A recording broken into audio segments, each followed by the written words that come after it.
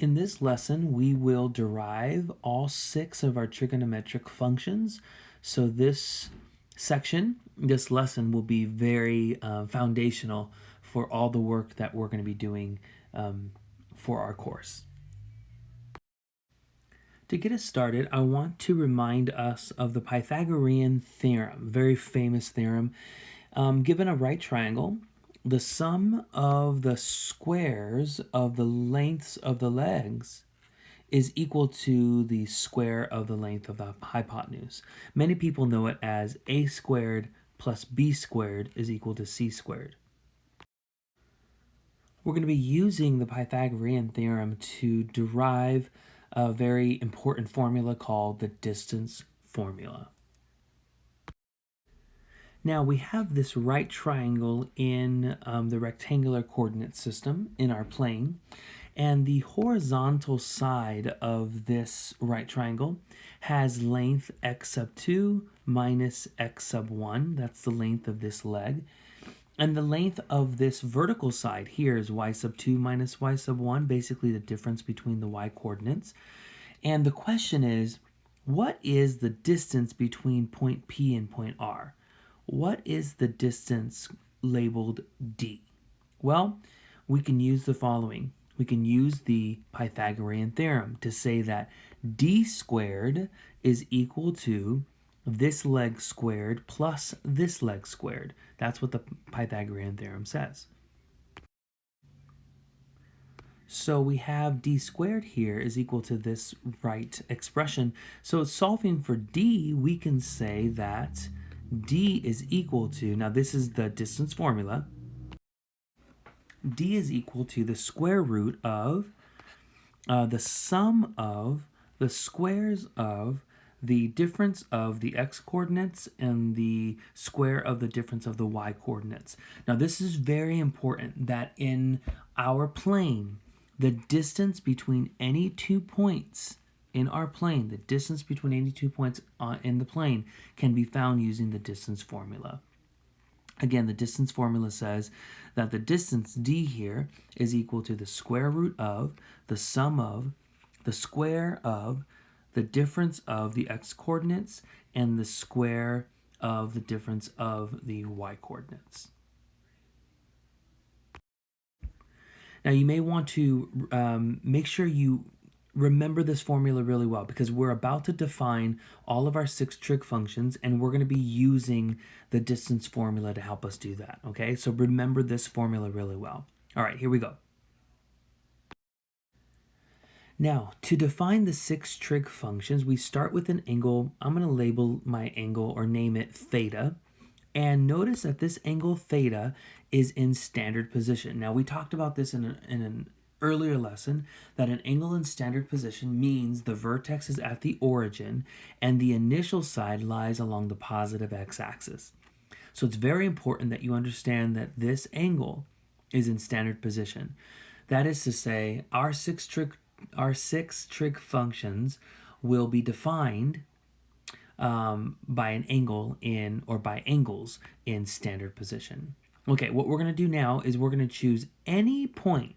That's also very important.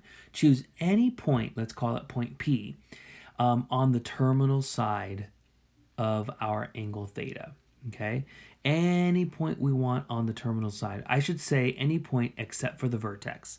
Let's not choose the vertex, which is at the origin 0, 0. But any other point other than the vertex, any other point, and let's call it point P. And let's just say point P is right around here, and it has coordinates x, y. Now what we want to do at this point is draw the perpendicular from point P to the x-axis. So something like this, the perpendicular right here to the x-axis. Let me show you that it's a perpendicular, so there's a right angle there. And the point at which the perpendicular meets the x-axis, let's call that point Q. So now we have a right triangle. We have a right triangle having vertices at O, which is for the origin here, P, and Q. So this is our right triangle. Okay. What we want to do is find the distance R This distance will be labeled r, the distance from P to the origin. From P to the origin. Let's label that r, and that's what you and I want to find using the distance formula. Now the distance formula says that the distance, this is the distance between O and P. The distance between O and P, that means this distance from O to P, is the square root of, now you've seen this formula before, right? This is the distance formula that you and I proved earlier. So the distance between O and P is exactly what we call R. Okay? And what we want to do is get the distance between O and P. All we have to do is find the difference between the x-coordinates. The x-coordinate here at P is x, and the x-coordinate here at the origin is 0. So this is going to be x minus 0. That's what this is going to be, x minus 0 squared, plus, now we got to do the difference between your y-coordinates. The y-coordinate at P is y, and the y-coordinate at the origin is 0. So it'll be y minus 0. And then quantity squared, don't forget the square root of all of this. Okay? So basically, if we simplify, r is equal to the square root of x squared plus y squared. Okay? Now this is really important. It's important that you understand what r represents. R represents the distance from the origin, or from the vertex, which is at the origin. So it's the distance from the vertex to the point that you and I chose on the terminal side of our angle in standard position.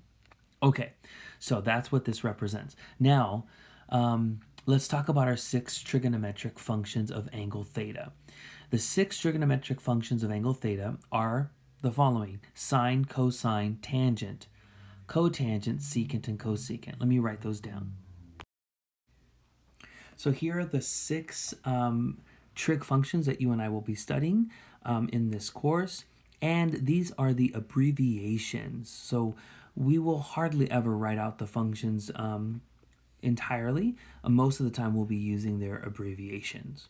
Okay, so let's actually define what these functions are, or how they're defined for an angle theta. Now remember, theta is an angle in standard position, and remember that r represents the distance from the origin to the point on the terminal side, okay? And r is equal to, that distance is actually equal to the square root of x squared plus y squared, okay? Now don't forget, in this diagram up here, let me show you, in this diagram, this distance here, ladies and gentlemen, represents x, and then this distance here represents y, okay? So when we say r is equal to the square root of x squared plus y squared, this is what is x. This horizontal distance is x, and this vertical distance is y, okay?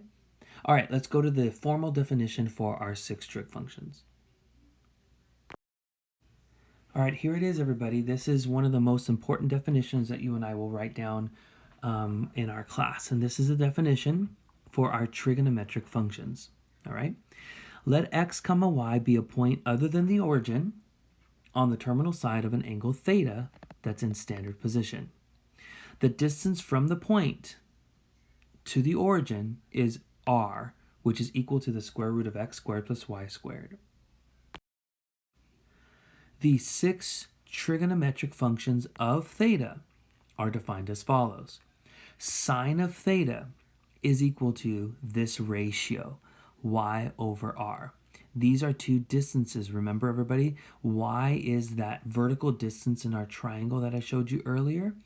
And r, well, I showed you what that r is representing, right? R is representing the distance from the origin to the point on the terminal side. So sine of theta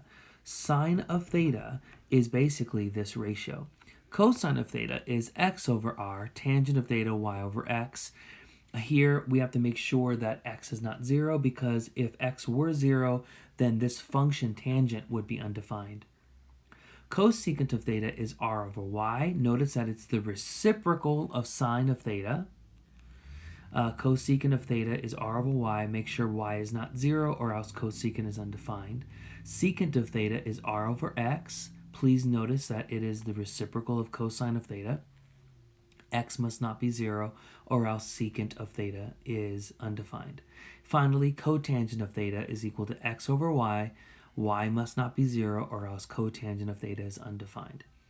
Please, please, I implore you to make sure you know these ratios really, really well. Sine of theta is y over r, cosine of theta, x over r, tangent of theta is y over x. I think if you know these three really well, and then just remember that these three are just the reciprocals of the first three, I think that would be great. All right, let's work on some examples. All right, here we go. Example 1, the terminal side of an angle in standard position passes through the point 12, 5. Find the values of the 6 trigonometric functions of this angle. Maybe we should call this angle theta, all right? Angle theta is in standard position. All right, everybody, the fact that they told you that this point, or this angle rather, goes to the point 12.5. Let me, if you don't mind, can I give you a visual to view? I know a lot of you are visual learners, so I would love to give you something to look at. Okay, a lot of people understand better if you can give them a picture to look at. All right, so I'm going to draw you an angle in standard position. Now remember, standard position means the vertex is at the origin and the initial side lies along the positive x-axis. Now this terminal side goes through the point 12, 5. So then it is something like this, okay, everybody? The terminal side goes right through the point 12, 5, okay? So then this would be theta right in here, okay? This would be theta right there. All right, everybody? So we are finding the 6 trigonometric functions of this angle theta.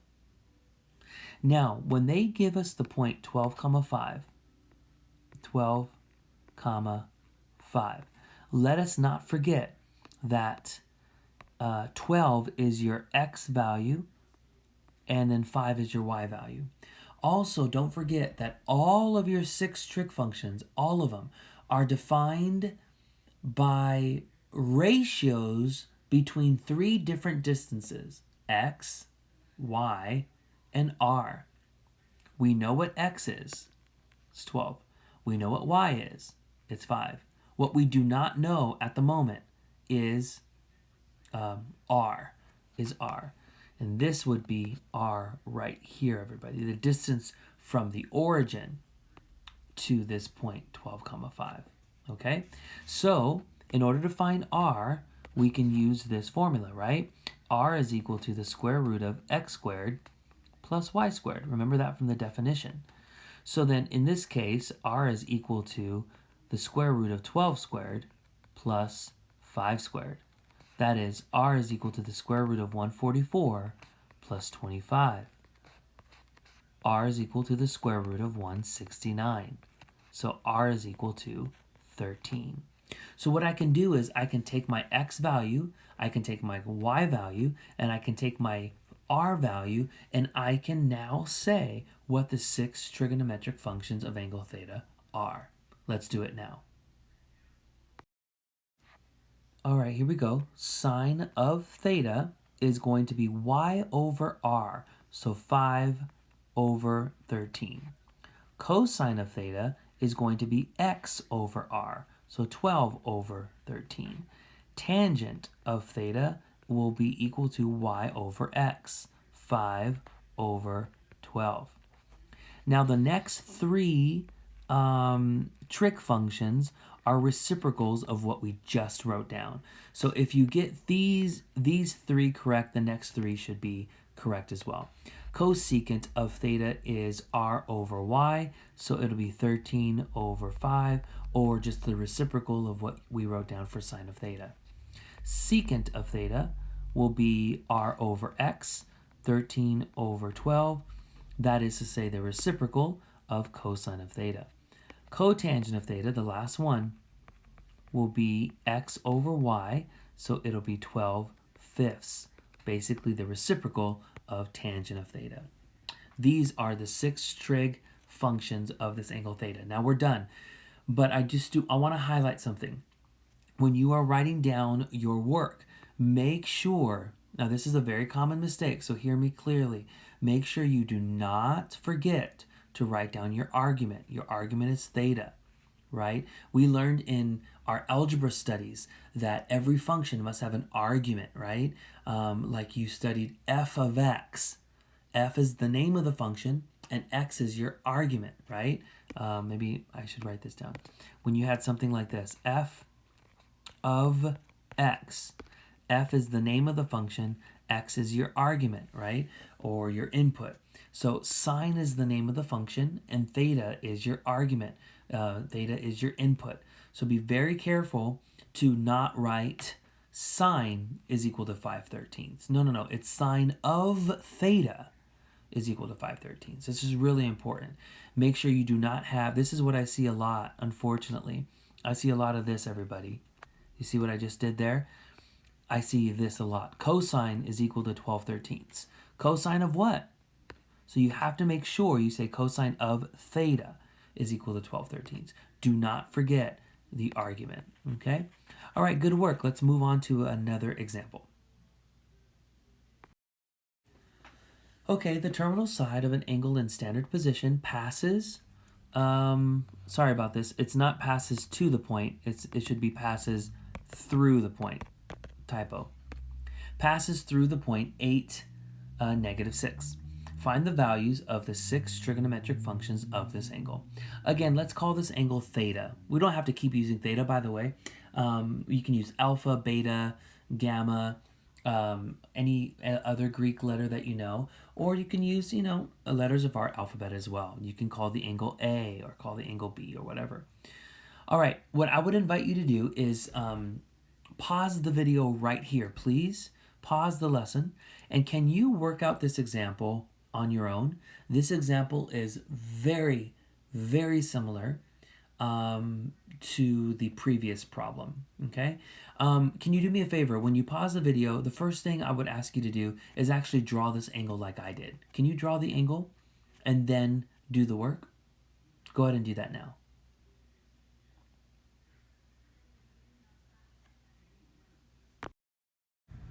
All right, let me check in with you now. This is my diagram for the angle theta. I do have the angle opening counterclockwise, a positive measure here, and it's going through the point 8, -6, which is in quadrant number 4. This is my distance y, and this is my distance x. I did draw the perpendicular from the point on the terminal side to the x-axis. I feel like I did a better job at showing you a more accurate diagram than I did in the previous problem. All right, here they gave you this point 8, -6, so we do know x is 8 and y is -6. Using this formula that r is equal to the square root of x squared plus y squared, we can find that r is equal to 10. Now that we know x, y, and r, we can now answer the question. All right, we have sine of theta is -6/10. Please simplify it as -3/5. Cosine of theta is 8/10. Simplify it as 4/5. Tangent of theta is -6/8. Please simplify it as -3/4. Now the last three are the reciprocals of what we just said. So I just took the reciprocal of -3/5 and got -5/3, and then 5/4 and -4/3. Remember, we're getting these values from the definition of the 6 trig functions. Remember, sine of theta is y over r, cosine of theta is x over r, tangent of theta is y over x, and so forth. All right, good job, everybody. All right, everybody. I hope to prove right now that we can find the 6 trig functions using any point other than the origin on the terminal side of an angle in standard position. Remember, I just said that you can choose whatever point you want on the terminal side of your angle in standard position to generate your 6 trig functions. Any point you want, as long as it's not the origin, choose any point you want. Your trig function values will be the same no matter what point you choose on the terminal side. Now that's a fascinating claim, and I hope to show it to you now or to prove it to you now. So in order to prove it to you, let's choose a random point other than the origin on the terminal side of this angle theta that is in standard position. Let's choose this point here. Let's call it point P. All right, let's say point P has coordinates x comma y, and let us draw the perpendicular to the x-axis from point P, creating a right triangle. Let's call this point here Q, where the perpendicular meets the x-axis, and of course we have the origin. Let's call that O. So we have a right triangle POQ. Notice with a right angle here, 90 degrees, angle theta, and of course our third angle there. Okay? Now, let's choose a different point on the terminal side, something other than P, and of course other than the origin. How about point, let's call it P prime, just a different point on the terminal side. So here's P prime, and it has coordinates x prime comma y prime. And let's do the same thing. Let's draw the perpendicular to the x-axis. So it meets the x-axis at a right angle, and let's call this Q prime, okay? Now, we have a different triangle, P prime, O, Q prime, all right? But notice that we have a pair of similar triangles. Triangle POQ is similar to P prime, O, Q prime. How do I know that? Well, look at this triangle. This triangle has, the smaller triangle has a 90-degree angle, so does the larger triangle. The smaller triangle has angle measure theta, well, so does the larger triangle, has measure theta right here. That must mean this angle here and this angle here must be the same. So these triangles, their angle measures are the same. That makes them similar. Now, they're not congruent because they're obviously not the same size, right? We got a bigger right triangle and a smaller right triangle. So these right triangles are not congruent, but they are similar. Now remember, R is the distance from the origin to the point that you chose. So let's call this R right here. This is R. Here, I'll highlight it in yellow, or maybe I'll just do a dashed line in yellow. This is R. It's the distance from the origin to the point that you chose. So this distance is R. Now, this distance here, now this is going to get messy here, so just bear with me. From the origin to this other point right there, this is, let's call it R prime. The distance from the origin to the other point we chose is R prime. Okay, that's R prime. All right, because we have similar triangles, that must mean that the corresponding sides are proportional. We learned that in earlier studies. Corresponding sides are proportional. In other words, we can say the following. We can say that y is to r what y prime is to r prime. Let me show you that. This side, or actually maybe I need to show you what I'm calling y, okay? For my smaller triangle, this is your y, that vertical distance right here. Maybe I should use a different color. Bear with me here. Yeah, this would be nice. All right, let's call this y. This is your vertical distance here, right? I can highlight this if you'd like. If it helps your vision. This is y, which would make this y prime that I'm highlighting now, the vertical distance. This is y prime. So what we're saying then is this side is to this side what this side is to this side. Y is to r what y prime is to r prime. This vertical leg is to the hypotenuse what this vertical leg is to this hypotenuse. That's because they are similar triangles. All right, that must mean, now watch this everybody, sine of theta, sine of angle theta, sine of this angle theta. Remember, we already defined what sine of angle theta is. It's defined to be y over r, isn't it? Sine of theta is y over r. But y over r is the same thing as y prime over r prime. So look at that. I proved it. Sine of theta, the function value, sine of theta, will be y over r. That's using this point, which is going to be equal to y prime over r prime. That is using this point. So whether you use this point or p prime, it doesn't matter. They're going to be equal. Okay? So when we're talking about angles in standard position, and you need to find the 6 trig function values of that angle, this is the whole point. Use whichever point you want on the terminal side of your angle, as long as it's not the origin. Choose whatever point you want, and you should get the right answer. So make sure you have this conclusion in your notes, right? So that when you look at this diagram later, you're like, I don't want you to think like in a few weeks from now, like, what in the world were we talking about? It's right here. This is the conclusion. We can find the 6 trig functions using any point other than the origin on the terminal side of an angle. All right, check out this example. I like it a lot. Find the 6 trigonometric function values of an angle in standard position if the terminal side is defined by the equation x plus 2y is equal to 0 and x is positive. Okay, so I suggest you and I draw a picture. Now, this equation that they've given us, x plus 2y is equal to 0, can be rewritten, if you like, in slope-intercept form. Remember, y equals mx plus b form.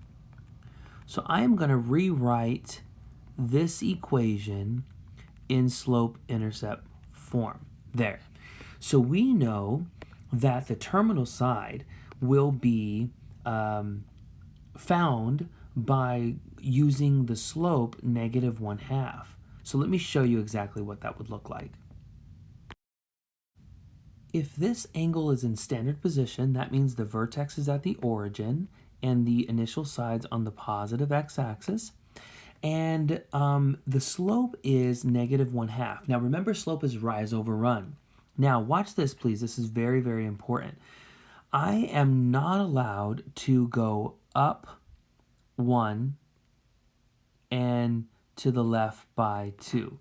And so if I went up 1 and to the left by 2 like that, up 1 and to the left by 2, then that means the terminal side would be over here somewhere, right? That would be going up 1 and to the left by 2. Now the problem with that is, now that's a negative slope, right everybody? Up 1 to the left by 2, that's a negative slope. Everything seems to be okay, except over here in quadrant 2, x values are negative. And they told me that x values for this problem are positive. So although a negative 1/2 slope does mean you can go up 1 and then to the left by 2, we must not do that here because they explicitly said positive values for x. So let me not go up 1 and to the left by 2. Can I erase that? Let's see. Yeah. All right. So let me erase that very neatly. Let me go instead down 1. Now watch this. Down 1 to the right by 2, right? So it'll go through that point there. Let me just clean that up there. So it would go through like that, something like this. Down 1 to the right by 2. Down 1 to the right by 2. Rise over run. Rise over 1. Not rise over 1, excuse me. Rise over run. Okay? So then the point that it's going through is 2, -1. That's 2, -1 right there. So this is your angle. Okay, this is your angle theta. right? That's your angle theta. And the point here that you figured out that it's going through is positive 2, negative 1.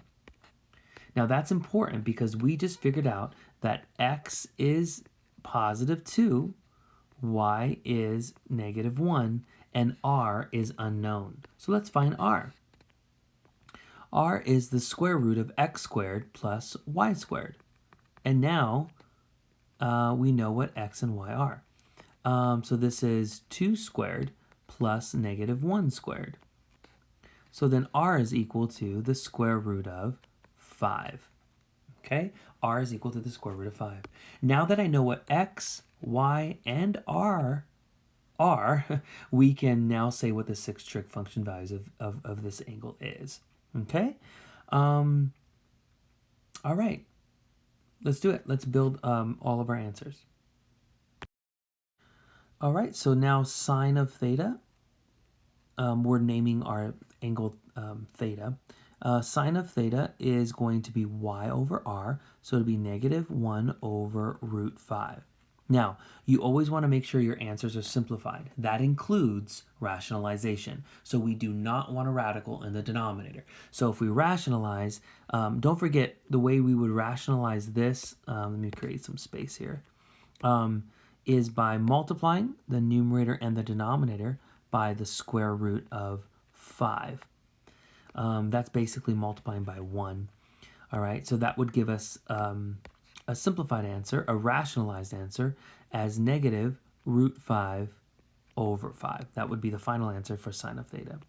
Cosine of theta would be positive 2 over root 5, but when you rationalize, you would get 2 root 5 over 5.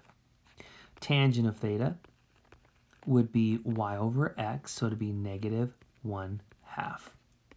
Cool? Now the last three will be the reciprocals, so cosecant of theta. All I'm going to do is reciprocate negative 1 over root 5, and you would get negative root 5 over 1, which is just negative root 5.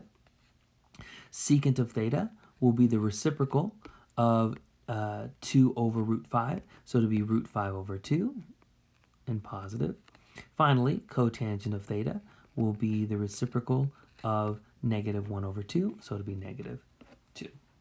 All right, so this is really great. You have to be very careful about what the equation is and be careful about what this says here, all right, if there is any restriction on your x values. All right, let's look at one last example before we wrap this lesson up. Find the values of the 6 trig functions for each of the following angles. First, we have an angle of 90 degrees. Let's do this one first. Let's draw a picture of what we have really quickly. Here is our angle of 90 degrees. Now, of course, this is a right angle. I called it theta. Now, we want to find the values of the 6 trig function values of 90 degrees. Now, we just proved a minute ago that you can choose whatever point you want on the terminal side of this angle. Choose whatever point you want. Choose 1/3 if you want. Choose, 7/9 if you want. Choose 500 if you want. Choose whatever point you want on this terminal side. Because we can choose whatever we want, why not choose something that might, be the easiest choice, that might make our work just that much easier. So in other words, I'm suggesting, since we can choose whatever point we want on the terminal side, let's choose the number 1. Obviously, this terminal side does pass through 1. So I am going to choose 1. Of course, the ordered pair there is 0, 1. Now, you don't have to use this point, ladies and gentlemen. You can use whatever point you want. But I'm just saying, I think that might be the easiest choice of all. Okay? So here I go. Sine of theta, watch this. Sine of theta is y over r. Now keep in mind, if you're choosing 0, 1 like me, then x is 0 and y is 1. Maybe I should write that a little better. x is 0 and y is 1. Do you remember what r is? I know r is equal to the square root of x squared plus y squared, but didn't we define r to be the distance from the origin to your point? So if that is the definition for r, then r is just equal to 1. This distance here is 1. So then y over r would just be 1 over 1, which is 1. Sine of theta is equal to 1. Now cosine of theta is equal to x over r, so 0 over 1, which is 0. Tangent of theta, actually, you know what, I don't like what I've just done. I've used theta. Let's say exactly what theta is here. Let's not keep it vague. Our angle that we're talking about is 90 degrees. Sine of 90 degrees is 1. That's better. Cosine of 90 degrees is 0. Tangent of 90 degrees, remember tangent is y over x, so it will be 1 over 0. Uh-oh, this one will be undefined because you cannot divide by 0. Okay. Now the rest of the trig functions will be reciprocals, so cosecant of, let me write that better for us. Cosecant of 90 degrees is just going to be the reciprocal of sine of 90 degrees. The reciprocal of 1 is just 1. Secant of 90 degrees is going to be the reciprocal of cosine of 90 degrees. So instead of 0 over 1, you'll get 1 over 0. But notice that 1 over 0 would be undefined, right? If you flip this fraction over, you're going to get 0 in the denominator, so this is just going to be undefined, okay? And then finally, cotangent of 90 degrees will be the reciprocal of 1 over 0, so it'll be 0 over 1, which is just 0. 0 divided by 1 is equal to 0. Okay, notice that all of your function values are either 1, 0, or undefined. 1, 0, or undefined. Also, please notice that this is a quadrantal angle. 90 degrees is a quadrantal angle. 90 degrees is a quadrantal angle. And all of our function values are 1, 0, or undefined. Let's do this next problem. We have an angle in standard position whose terminal side goes through -3, 0. Now, -3, 1, 2, this would be -3 over here. So then the angle looks something like this, everybody. Standard position, so there's my initial side, and then my terminal side goes through, well, that was pretty sloppy. See if I can make that better. That's a little bit better. It goes through -3, 0. So then this is our angle right there, okay? That's what we can call theta. That's what we can call theta. Now it does, I hope that you see that theta happens to be 180 degrees, right? Here we go. So let's do it. I hope you see that because they gave you the point, they actually gave you the point, x is -3 and y is 0. I'm just going to put x right above -3 and a y right above 0. Now, of course, what's missing is r, but don't forget how r is defined. R is the distance from the origin to the point on the terminal side. R is the distance from the origin to this point. So how many units is this? This is 3 units, right? So r is equal to 3. R is equal to 3. R must be equal to 3. All right, here we go, everybody. Sine of theta. Now, I'm using theta here because, I hope we all agree that it's 180 degrees. But in the previous example, they told us explicitly what the angle measure was. Here, they're not telling us the angle measure, but we can conclude that it is 180 degrees. So I'm just keeping it as theta. Sine of theta, remember, is y over r. Y over r, 0 over 3. 0 over 3, which is just 0.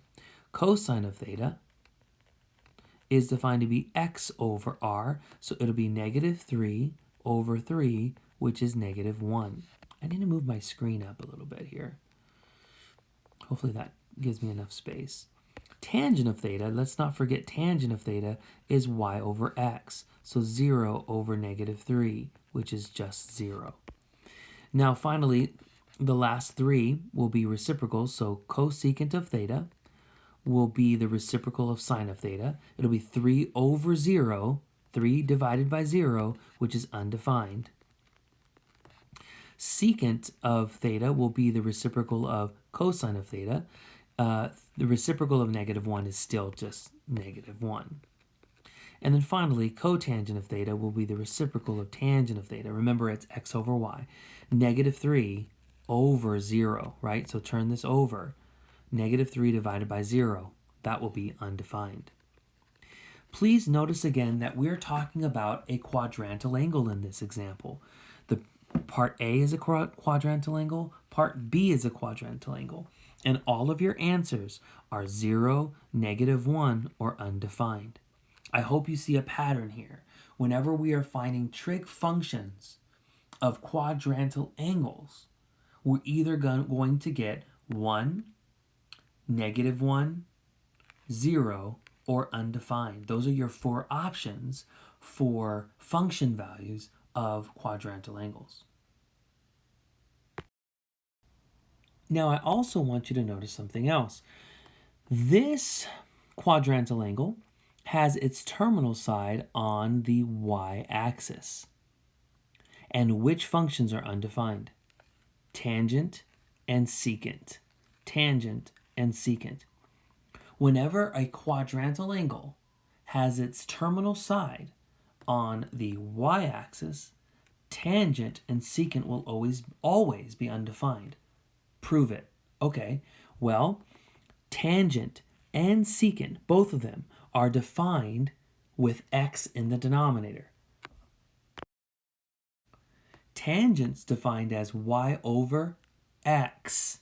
Secant is defined as r over x. Both of these functions are defined with x in the denominator. Okay, what's the big deal? Well, if a terminal side of an angle in standard position lies on the y-axis, the x value is 0. And if that 0 is in the denominator, like it is for tangent and secant, you will have a function value that's undefined.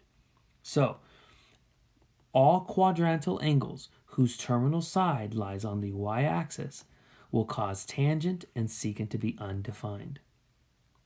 Now, this quadrantal angle has its terminal side on the x-axis.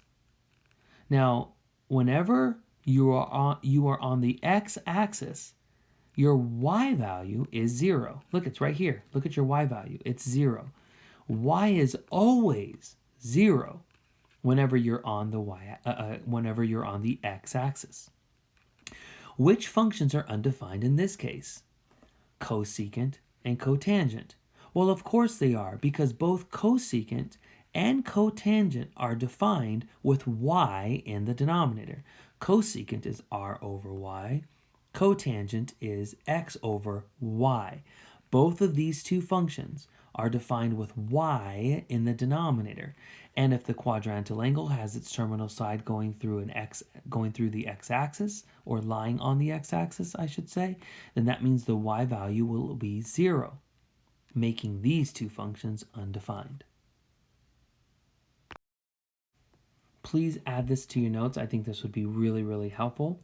If the terminal side of the quadrantal angle lies along the y-axis, then the tangent and secant functions are undefined. If the terminal side of the quadrantal angle lies along the x-axis, then the cotangent and cosecant functions are undefined.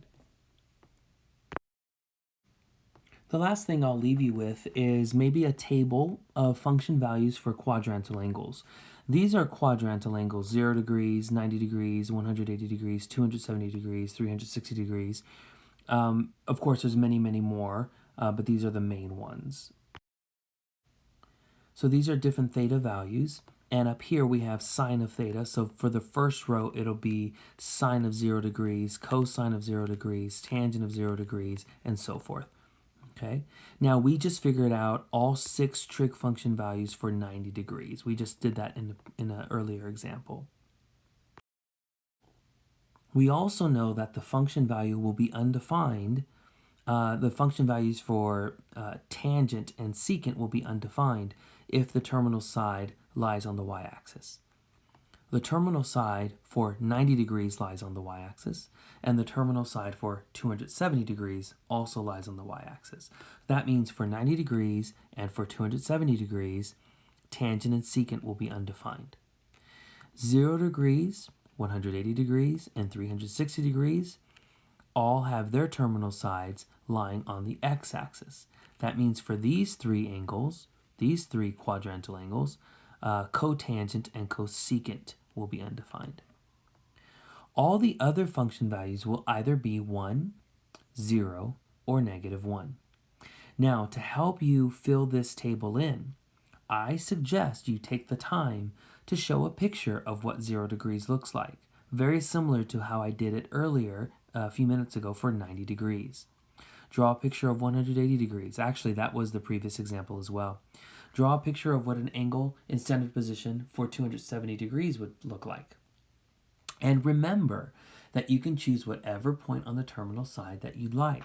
So if you allow me to encourage you to choose 1 or -1 on the terminal side, and then you can find the values of the 6 trig functions. We already did this for 90 degrees, and we did it for 180 degrees in the previous example.